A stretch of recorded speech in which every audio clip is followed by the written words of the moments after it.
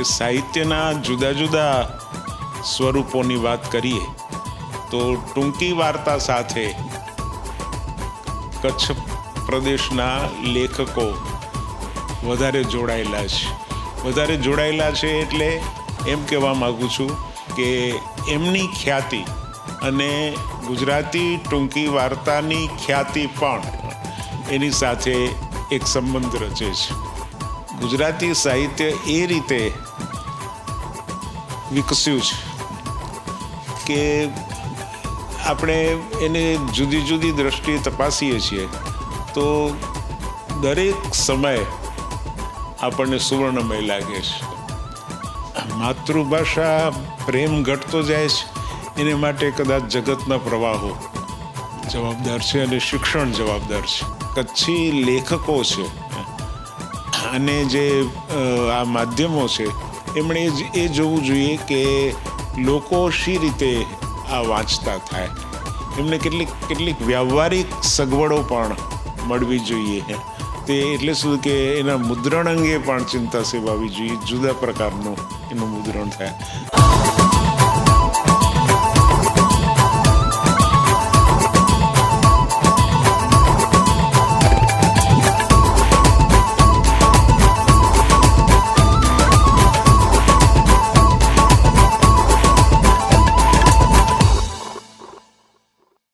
નમસ્કાર દર્શક મિત્રો, કચ્છ મિત્ર પોડકાસ્ટમાં આપનું સ્વાગત છે.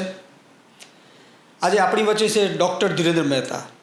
ધીરેન્દ્રભાઈની વાત કરીએ તો ગુજરાતી સાહિત્ય એના એક દિગ્ગજ સર્જક અને કચ્છી સાહિત્યના પણ મરમી કે એના જાણકાર કહી શકાય. કારણ કે 12 નવલકથા, 4 વાર્તા સંગ્રહ, 4 કાવ્ય સંગ્રહ ઉપરાંત કેન્દ્રીય સાહિત્ય અકાદમીથી માંડી અને નર્મદ ચંદ્રક એવા તો કેટલાય સન્માન એમણે મેળવ્યા છે. અને કચ્છનું ગૌરવ કે હું તો કહીશ ગુજરાતનું ગૌરવ છે. ધીરેન્દ્રભાઈ, આપનું કચ્છ મિત્ર પોડકાસ્ટમાં સ્વાગત છે. ખાસ તો મારો પહેલો સવાલ એ છે કે આપના સર્જનમાં જે કચ્છ પ્રદેશ છે, કચ્છ જે પ્રાંત છે એના પ્રત્યેનો એક વિશેષ લગાવ જોવા મળે છે. એ શા માટે? દીપકભાઈ, આપના પ્રશ્નનો જરા વિગતે ઉત્તર આપું. એ વિગતથી આપને પણ આનંદ થશે. હું ગુજરાત કોલેજ અમદાવાદમાંથી બદલીને ભુજ આવ્યો 1976ના અંતમાં. હવે 76ના અંતમાં એટલે દિવાળી નજીક હતી અને દીપોત્સવી અંકના કામો જુદા જુદા સામયિકોમાં ચાલતા હતા. એવી જ રીતે કચ્છ મિત્રમાં પણ. તો મને એ દીપોત્સવી અંકના વિશેષાંકના સંપાદક તરીકેનું કામ કચ્છ મિત્ર તરફથી સોંપવામાં આવ્યું. પછી એમની સાથે ચર્ચા કરીને એમ વિચાર્યું કે એને વિશેષાંકનું રૂપ આપી અને કચ્છના પરિવેશને લગતી વાર્તાઓ આપણે એમાં સંપાદિત કરીએ. હવે કચ્છ પ્રદેશ એ વાર્તા સાથે બહુ જ ગાઢ અનુબંધ ધરાવે છે અને એમ કહી શકાય આજે પણ, ત્યારથી માંડીને આજ સુધી પણ, કે સાહિત્યના જુદા જુદા સ્વરૂપોની વાત કરીએ તો ટૂંકી વાર્તા સાથે કચ્છ પ્રદેશના લેખકો વધારે જોડાયેલા છે એટલે એમ કહેવા માગું છું કે એમની ખ્યાતિ અને ગુજરાતી ટૂંકી વાર્તાની ખ્યાતિ પણ એની સાથે એક સંબંધ રચે છે. એટલે એ રીતે મેં આપણા જુદા જુદા લેખકોની વાર્તાઓ જોઈ અને પસંદ કરી અને વિશેષાંક તૈયાર કર્યો. અને એને એટલો આવકાર મળ્યો, માત્ર કચ્છમાં જ નહીં, કચ્છની બહાર પણ. અને એનું મૂલ્ય સમજાયું. એટલે આનું પુસ્તક થવું જોઈએ એવી એક અભિલાષા વાચકોએ વ્યક્ત કરી અને આર શેઠની કંપનીએ રણની આંખમાં દરિયો એવા નામાભિધાન સાથે એ પુસ્તક પ્રકાશિત કર્યું. રણની આંખમાં દરિયો એટલા માટે કે આપ જાણો છો એવી રીતે આપણો પ્રદેશ એ અડખે પડખે રણ અને દરિયો એ બેનું સેવન કરી રહ્યો છે. તો ને આ વાર્તાઓમાં પણ રણ પ્રદેશની વાર્તાઓ, સાગર તટની વાર્તાઓ, એ કોમની વ્યક્તિઓ અને વસ્તીને રજૂ કરતી વાર્તાઓ મુખ્યત્વે હતી.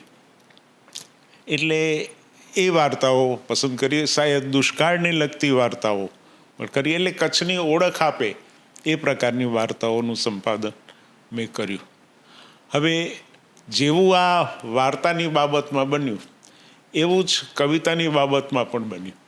આકાશવાણીએ મને કચ્છી કવિતાનો સર્વાંગી પરિચય મળી રહે એ રીતે વાર્તાલાપોની શ્રેણી આપવાનું નિમંત્રણ આપ્યું અને મેં એ રીતે લગભગ 8 થી 10 વાર્તાલાપો આપ્યા.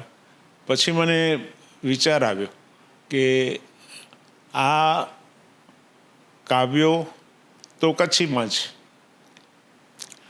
તો પછી જે કચ્છી ભાષા ન જાણતા હોય એવા ભાવકોને આનો પરિચય કેવી રીતે થાય? એટલે મેં એવો અભિગમ રાખ્યો કે કચ્છી કવિતા અને ગુજરાતી ભાષામાં એનો આસ્વાદ એ આપવો. એ રીતે એ વાર્તાલાપો અપાયા અને જેમ જેમ હું એને માટેની તૈયારી કરતો ગયો, સામગ્રી તપાસતો ગયો, જેટલી મળે એટલી બધી જ, અને એમાંથી રચનાઓની પસંદગી કરતો ગયો, તેમ તેમ મારી સાથ મેં કચ્છી કવિતાનો ઇતિહાસ, એના પૃષ્ઠો ખુલતા ગયા અને મેં એક દીર્ઘ લેખ એની આખી ઐતિહાસિક ભૂમિકા સાથે એમાં મૂક્યો અને એનું નામ આપ્યું તૃણના શિખરથી આકાશ દર્શન. એટલે તૃણવત લાગે કચ્છી કવિતા જ્યારે આપણે વ્યાપક પરિપ્રેક્ષ્યમાં એને જોઈએ ત્યારે, પણ એની દ્રષ્ટિ આકાશ બની છે. એટલે શિખર છે તૃણનું અને દર્શન છે આકાશનું. એ લેખ તૈયાર કર્યો એની સાથે મૂકવા માટે. અને ખરેખર એક જુદું જ તથ્ય બહાર આવ્યું કે આપણે કચ્છી કવિતાનો ઇતિહાસ તપાસીએ છીએ તો એમાં વચ્ચે બહુ મોટા ગાબડા આવે છે. બિલકુલ બંધ જ થઈ ગયું હોય કચ્છી કવિતાનું સર્જન એવું આપણને લાગે. તો એના કારણો શા છે અને એ પ્રવાહ પછીથી વહેતો ક્યારે થયો, એવા જુદા જુદા તબક્કાઓ ધ્યાનમાં રાખી અને એ લેખ મેં તૈયાર કર્યો. અને આપને એ જાણીને આનંદ થશે કે જેવું વાર્તાઓની બાબતમાં બનેલું એવું જ આ કવિતાની બાબતમાં પણ બન્યું. હરીન્દ્રભાઈ એ વખતે જન્મભૂમિ પ્રવાસીના તંત્રી હતા, તો એમણે એવી ઈચ્છા વ્યક્ત કરી કે આપણે આ આખી જે શ્રેણી છે, આસ્વાદ શ્રેણી, એ જન્મભૂમિ પ્રવાસીના સાપ્તાહિક વિશેષાંકમાં આપણે એ પ્રગટ કરી અને ધારાવાહી એમાં ચાલી. અને જે મારો હેતુ હતો એ હેતુ એ રીતે સર્યો કે પછી ગુજરાત સાહિત્ય અકાદમીએ એને પુસ્તક રૂપે બહાર પાડવાની ઈચ્છા દર્શાવી. એ વખતે મનુભાઈ પંચોળી દર્શક એ એના અધ્યક્ષ હતા. એ રીતે એ તૈયાર થયું અને એનું મેં નામ આપ્યું એ પુસ્તકનું કે ઘટડો મિંજતો ઘરે. અને એ શીર્ષકનો અનુવાદ પણ આપ્યો કે ઘટડો ભીતર ગળે. એટલે મનુષ્યની અંદર જે ઘટ છે, આપણે આપણા શરીરને ઘટ તરીકે ઓળખીએ છીએ, તો એ ભીતર માણસની અંદર એ કેવી રીતે પેલું જેમ ઘડાનું પાણી જમતું નીચે ઉતરતું હોય એવી રીતે મનુષ્યનું ભીતર એ કેવી રીતે આ રચનાઓમાં વ્યક્ત થયું છે એવું સૂચવતો. તો આ રીતે આ કચ્છી સાહિત્ય સાથે મારો સંબંધ રચાયો. અને પછી તો કચ્છી ઉપરાંત ગુજરાતીમાં પણ મેં એક કચ્છી ઉપરાંત ગુજરાતીમાં પણ સર્જન કરતા કચ્છના લેખકો નું એક પુસ્તક તૈયાર કર્યું. ડૉક્ટર ખત્રી, મનુભાઈ પાંથી. હા, એ તો ખરું, પણ એના પહેલા મોરચંગના સૂર એવું મેં નાનકડું પુસ્તક કર્યું. અને એમાં એનો કચ્છના લેખકો કચ્છીમાં લખતા હોય કે ગુજરાતીમાં લખતા હોય એમનો પરિચય આપ્યો, એમના સર્જનનો ખ્યાલ આપ્યો. અને ત્યારે મને એક બીજી વાત પણ જાણવા મળી કે હું લગભગ બધી નાની મોટી લાઇબ્રેરીઓ જોઈ વળ્યો કે એમ નહીં કે જે લેખોમાં માહિતી મળે છે એનો જ ઉપયોગ કરવો, પણ એક પુસ્તક પણ જોવું. એટલે નાની મોટી કોઈ જ્ઞાતિની, કોઈ મંડળની, નગરપાલિકાની, આપણા જુદા જુદા ગામો અને ત્યાં પ્રવાસ કરીને મેં કલાકો ગાળીને ત્યાં એવા જે કંઈ પુસ્તકો હતા એ પુસ્તકોની એક સૂચિ તૈયાર કરી. અને દીપકભાઈ, એક વાત હું ભૂલી શકતો નથી કે આપણી માંડવીની નગરપાલિકાની લાઇબ્રેરી ઘણી સમૃદ્ધ અને ડૉક્ટર જયંત ખત્રીએ એને વિકસાવવામાં ખાસ રસ લીધેલો. તો ત્યાં હું ગયો અને એમના બધા જૂના રજિસ્ટરો પણ ફેંદી અને એક નાનકડી પુસ્તિકા હોય તો એ પણ જોઈ અને એની યાદી તૈયાર કરી. એ બધું કરી આખો દિવસ ત્યાં ગાડીને હું ભુજ આવવા માટે ટેક્સીમાં નીકળ્યો અને ભુજમાં ઉતર્યો ત્યારે મેં જોયું કે જેમાં મેં નોંધો કરેલી એ ડાયરી તો છે નહીં. પણ નાસીપાસ ન થયો, હું વ્યથિત થયો પણ નાસીપાસ ન થયો. ફરી પાછો ત્યાં ગયો અને એ આખી યાદી ફરીથી મેં તૈયાર કરી અને એ બધાનું સંકલન કરી એની નોંધો તૈયાર કરીને મેં આ મોરચંગના સૂર એ પુસ્તક કર્યું. મોરચંગના સૂર એવું નામ એટલા માટે પસંદ, એ પણ અર્થને ધ્યાનમાં રાખીને કે મોરચંગ આપ જાણો છો તેમ આપણા રણનું એવું વાદ્ય છે કે જે એકાંતમાં સંગીતમાં સૂર રેલાવતું હોય. તો આ આપણો કચ્છ પ્રદેશ અને એનું સાહિત્ય એ પણ જાણે કે એક આવો પ્રદેશ છે લગભગ બાજુએ મુકાયેલો અને એમાં પ્રગટેલા સૂરો છે એટલે મોરચંગના સૂર. અને ધીરેન્દ્રભાઈ, આપની એક સર્જક તરીકે આપણે જે શરૂઆત કરી તમે, મારો પ્રશ્ન એ છે કે જે દિગ્ગજ ગુજરાતી સર્જનનો જે સુવર્ણયુગ હતો એના આપ સાક્ષી એક ગાળામાં, અને અત્યારે જે સાહિત્યનો જે પ્રવાહ ચાલી રહ્યો છે, બંને વચ્ચે ફરક શું આપ મહેસૂસ કરો છો? દીપકભાઈ, આપ જો મને રજા આપો તો હજી જે આપનો પહેલો પ્રશ્ન છે એને હું જરા વિસ્તારું. એનું કારણ એ છે કે એ બધી વિગતો એવી છે કે જે બહુ ઓછી પ્રકાશમાં આવેલી છે. એટલે મેં આ બે વાત કરી.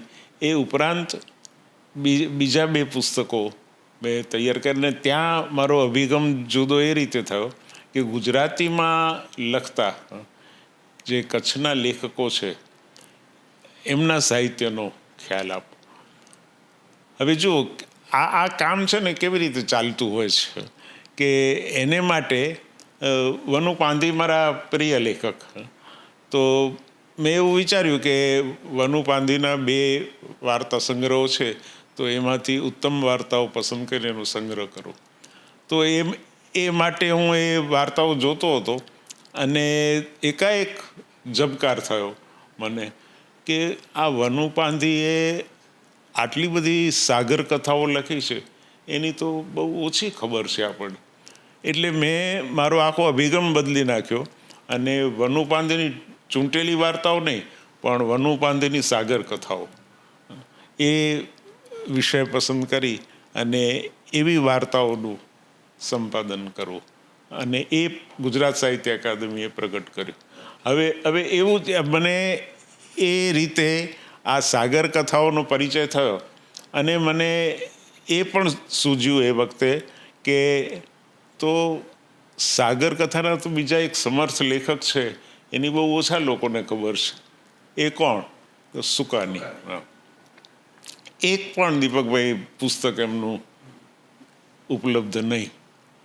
માત્ર કુમારના એ લેખક કહેવાય અને કુમારમાં એમની આ સાગર કથાઓ છપાયેલી. તો કુમારના એ વખતના બધા અંકો એ મેળવી ને મેં એ વાર્તાઓ તારવી અને મેં મારા એ વખતના એમફિલના એક વિદ્યાર્થી, હવે પ્રોફેસર થયા છે, પ્રોફેસર મેહુલ પટેલ, એમને એમફિલ માટે એ વિષય આપ્યો.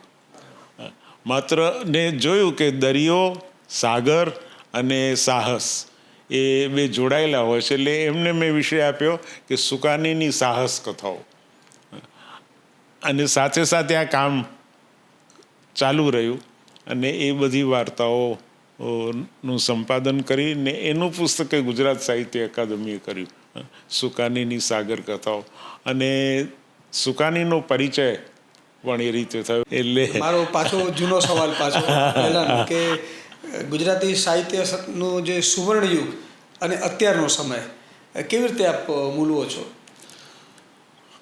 સુવર્ણ સમયે તમે કહો તો હું એમ કહું કે ગુજરાતી સાહિત્ય એ રીતે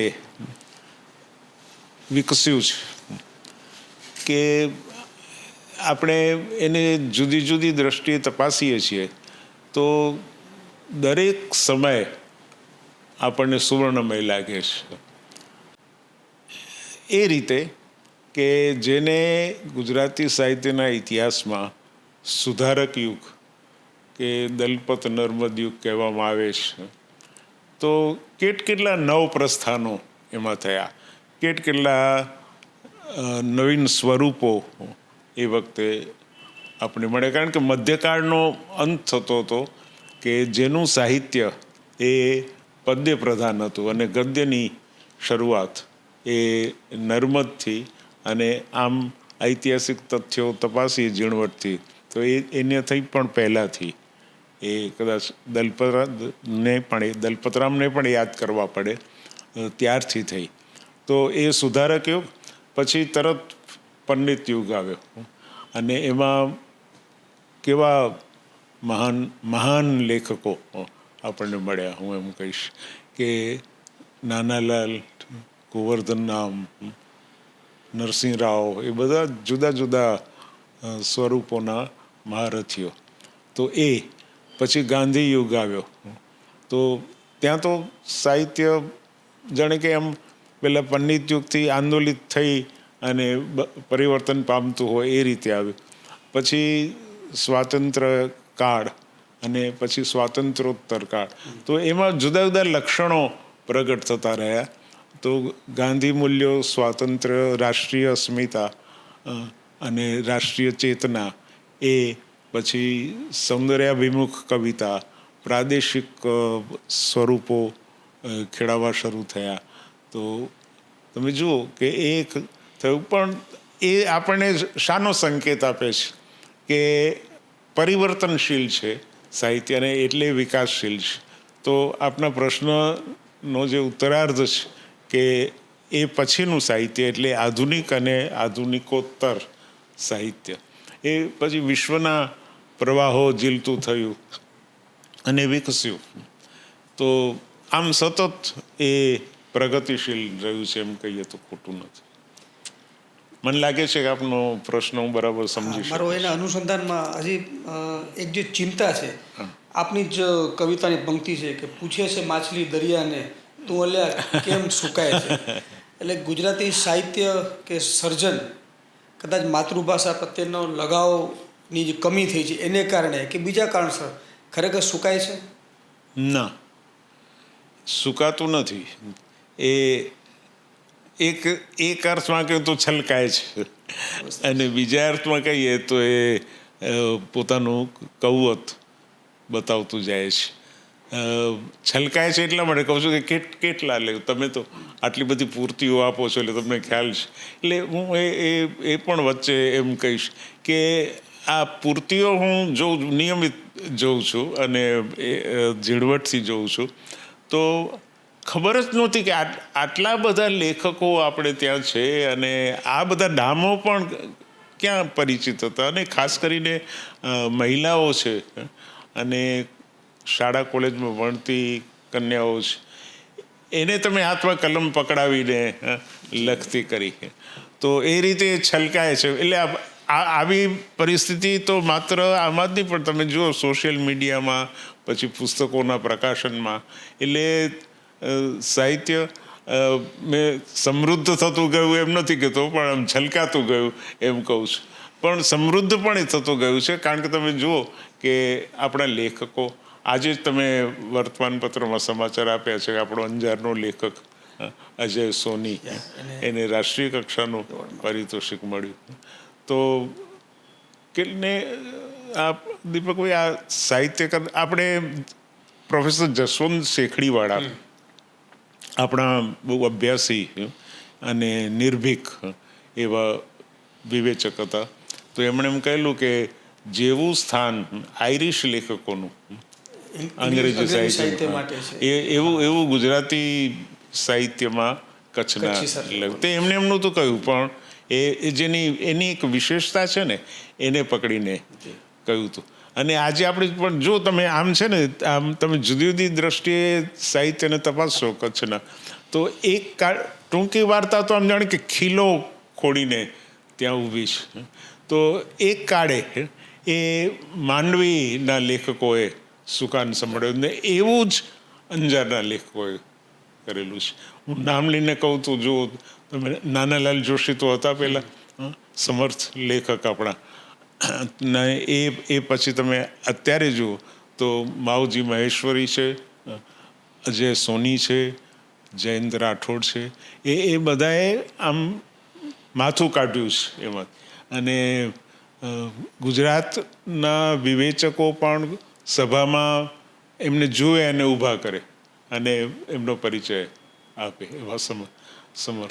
તો હું એમ કહું કે એ માત્ર છલકાયું નથી, એ તો એની સાથે સાથે એ સમૃદ્ધ પણ થતું ગયું છે. એટલે એ તો વૈપુલ્યની રીતે મેં એમ કહ્યું અને એના સામર્થ્યની રીતે મારે આમ કહેવાનું છે. ધીરુભાઈ, જ્યારે સાહિત્યની કે જ્યારે અમે છાપામાં જ્યારે કોઈ વિષય ગોતતા આવીએ ત્યારે કોઈ એવો દિવસ આવે ત્યારે બે ચિંતા વ્યક્ત થતી હોય છે. એક માતૃભાષા પ્રેમ ઘટતો જાય છે અને બીજી વસ્તુ છે પુસ્તક પ્રેમ ઘટતો જાય છે. તો આ બે ચિંતાના મુદ્દાઓને તમે કઈ રીતે જુઓ છો? આપની વાત સાચી છે. માતૃભાષા પ્રેમ ઘટતો જાય છે એને માટે કદાચ જગતના પ્રવાહો જવાબદાર છે અને શિક્ષણ જવાબદાર છે. આમ છતાં આમ તમને વચ્ચેથી હું કહું કે આમ છતાં આપણે આજની તારીખમાં આપણે જોઈએ છીએ કે જે દક્ષિણ ભારતના રાજ્યોમાં જે ભાષા પ્રેમ છે અથવા તો માતૃભાષાનું જે જનૂન છે એવું જ કદાચ મહારાષ્ટ્રમાં છે મરાઠીઓને, એવું ગુજરાતીઓ બહુ ઉદાર છે કે બધું ચલાવી લે છે.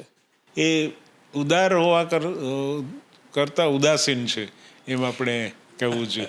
એનું કારણ શું છે કે દીપક કે આ છે ને તે આખી પ્રજાને સ્પર્શતો વિષય છે અને એની શરૂઆત બહુ પહેલેથી થઈ જાય છે. બાળક જન્મે ત્યારથી તો ત્યાં જે જવાબદારી એમ કહું જવાબદારી છે માતા પિતા અને શિક્ષકોની. હું તમને સમયના અભાવે પ્રસંગો કહી શકતો નથી પણ હું પ્રસંગથી આ વાતનું સમર્થન કરી શકું. તો એના પછી હું એમ કહું કે શિક્ષકો એ અંગે કેટલા સભાન છે. સાથે સાથે હું એમ પણ કહું કે શિક્ષણની પરિસ્થિતિ શી વાત કરું દીપકભાઈ, પણ હાઈસ્કૂલમાં આવી ગયેલા વિદ્યાર્થીને વાંચતા ના આવડે ત્યાં તમે ભાષાની ક્યાં વાત કરો છો? અને આ કોઈ જૂજ દાખલાઓ નથી પણ બહુ મોટી સંખ્યામાં આ દાખલાઓ છે. શિક્ષકો પોતાની જવાબદારી ક્યાં ને ક્યાંય ચૂકતા હોય એમ લાગે છે. અને એનું કારણ આ રસ એમાં હોવો અને સમજ હોવી એમ. અને એ કોઈ અને આપણી કેટલી મોટી ગેરસમજ વર્ષો સુધી કદાચ હજી પણ ચાલી કે આ ભાષા શુદ્ધિ એ તો ભાષાના શિક્ષકોનું કામ છે. અને આપે જે પ્રદેશોના દાખલા આપ્યા ને તો એમાં તમે જુઓ કે પ્રજાની કેટલી પ્રતિબદ્ધતા છે એના પ્રત્યે કે તમે આમ બજારમાં નીકળો ને તમે બોર્ડ વાંચો ને તો એનો ખ્યાલ આવી જાય કે ભાષાની બાબતો કેટલી ચીવટ એમની છે.